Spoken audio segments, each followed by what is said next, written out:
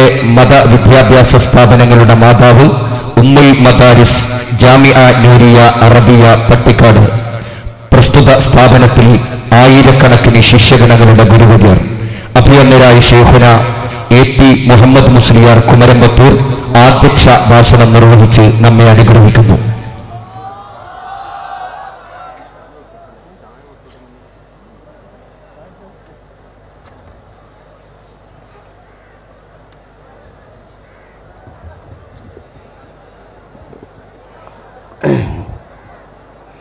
السلام عليكم ورحمة الله وبركاته.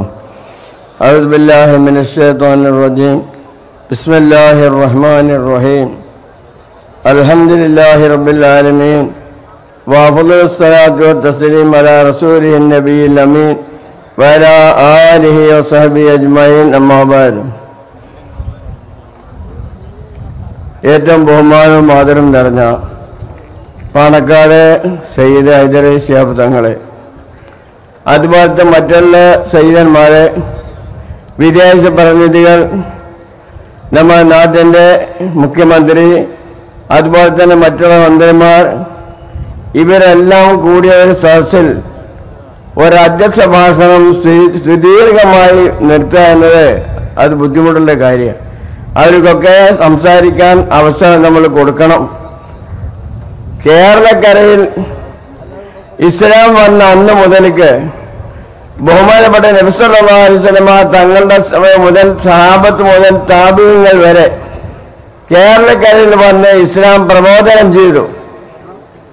അന്ന് ഇസ്ലാമിൻ്റെ വേഷവിധാനത്തിലോ വിശ്വാസാചാരങ്ങളിലോ ഒരു മാറ്റവും 921 വരെ ഉണ്ടായിരുന്നില്ല. അതിൻ്റെ ശേഷമാണ് പല അപശബ്ദങ്ങൾ കേരളത്തിൽ ഉണ്ടാവാൻ തുടങ്ങി. തെക്കൻ കേരളത്തിലേക്ക് വടക്ക് ഭാഗത്തിന് കുടിയേറിപ്പുറത്ത് ഏതാനും കുറച്ച് പണ്ഡിത വേഷധാരികൾ, അവർ മുഖേന അത്തരം പ്രവർത്തനങ്ങൾ ഇവിടെ നടന്നത്. അതിനെ തടയിടാൻ ബഹുമാനപ്പെട്ട മുസ്ലിം സമുദായത്തെ അവർ ഈമാനെ, അവരെ വേഷവിധാനെ ഇസ്ലാമിക്കിന്റെ ചട്ടക്കൂട്ടിൽ നിന്ന് ഒഴിവാക്കാൻ ഒരു നിലക്കും അനുവദിക്കുകയില്ല എന്ന് ആ കാലത്തുള്ള ദീർഘദർശിയുള്ള ആലിമീങ്ങൾ, സാദാത്തുകൾ അവർ കൂടി ആലോചിച്ചു. അങ്ങനെ ബഹുമാനപ്പെട്ട സയ്യിദ് വരക്കൽ മുല്ലക്കോട്ടങ്ങൾ മൂപ്പര അധ്യക്ഷയിൽ അങ്ങനെ യോഗം കൂടി. അങ്ങനെയാണ് ബഹുമാനപ്പെട്ട ഈ സമസ്ത കേരള ജമിയത്തുൽ ഉലമ എന്ന ഈ മഹിതമായ ഈ പ്രസ്ഥാനം, ഈ സംഘടന നിലവിൽ വന്നത്.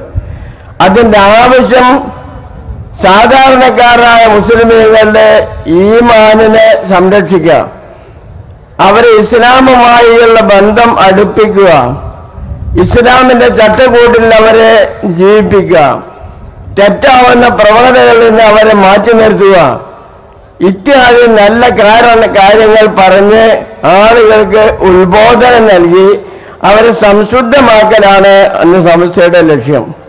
അതിന് വിഘാടനമായി പല ആളുകളും രംഗത്ത് വന്നു. പല ആക്ഷേപങ്ങളും അതുപോലെ തന്നെ പലതരക്കുള്ള അക്രമ പ്രവർത്തനവും ഉണ്ടായി. പക്ഷെ അതൊന്നും തന്നെ ബഹുമാനപ്പെട്ട സമസ്ത കേരള ജമിയത്തുൽ ഉലമയുടെ മഹാന്മാരായ നേതാക്കന്മാർ വിലവെക്കാതെ അവർ രാത്രി ചൂട്ടും കെട്ടി നടന്ന് ഗ്രാമാന്തങ്ങളിൽ കൂടി പ്രസംഗിച്ച് അവർക്ക് ദീനിന്റെ നസീഹത്ത് പഠിപ്പിച്ച് പറഞ്ഞ് ആളുകൾ സംശുദ്ധമാക്കി.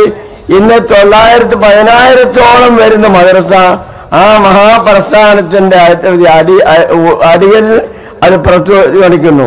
അതിന്റെ ഗുണം നമ്മൾ കേരളത്തിലുള്ള മുസ്ലിമുകൾ അനുഭവിക്കുന്നു, പുറത്തുള്ള ആളുകൾ അനുഭവിക്കുന്നു. ഇന്ന് സമസ്ത കേരള ജമിയത്തുൽ ഉലമ എന്ന ഒരു മഹിതമായ ഒരു പ്രസ്ഥാനം ഇല്ലായിരുന്നുവെങ്കിൽ ഇന്ന് കേരളത്തിന്റെ അവസ്ഥ എന്താവുമായിരുന്നുവെന്ന് നമുക്ക് ആലോചിക്കേണ്ടതേ ഉള്ളൂ.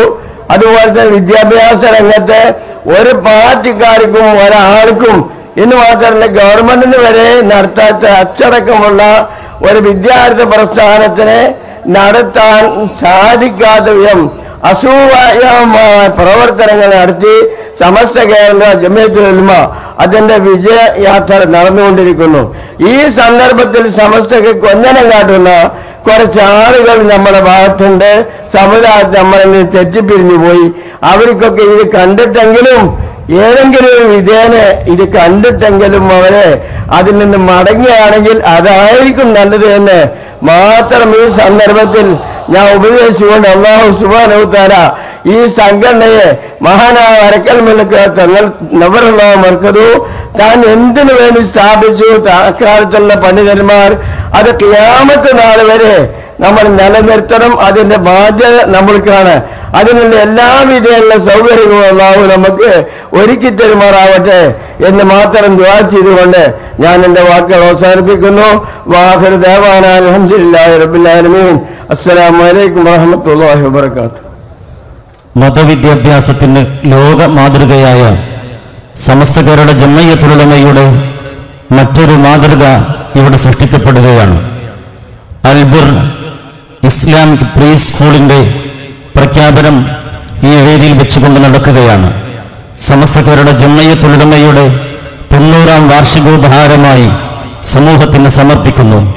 ഇതിന്റെ ഔദ്യോഗിക പ്രഖ്യാപനം സമസ്ത കേരള ഇസ്ലാം മത വിദ്യാഭ്യാസ ബോർഡിന്റെ അഭിവന്യനായ പ്രസിഡന്റ് പണ്ഡിത ക്ഷീരപദത്തിലെ ജ്യോതിർഗോളം ഷെയ്ഖുന PKP അബ്ദുസ്സലാം മുസ്ലിയാർ വേദിയിൽ നിർവഹിക്കുകയാണ്. സാദരം ക്ഷണിക്കുന്നു.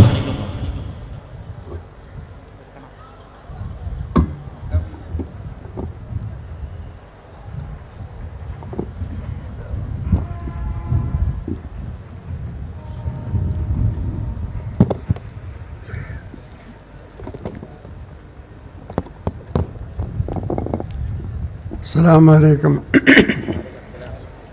അൽഹംദുലില്ലാഹി വകഫാ വസ്സലാമു അലാ ഇബാദില്ലദീന ഇസ്തഫാ.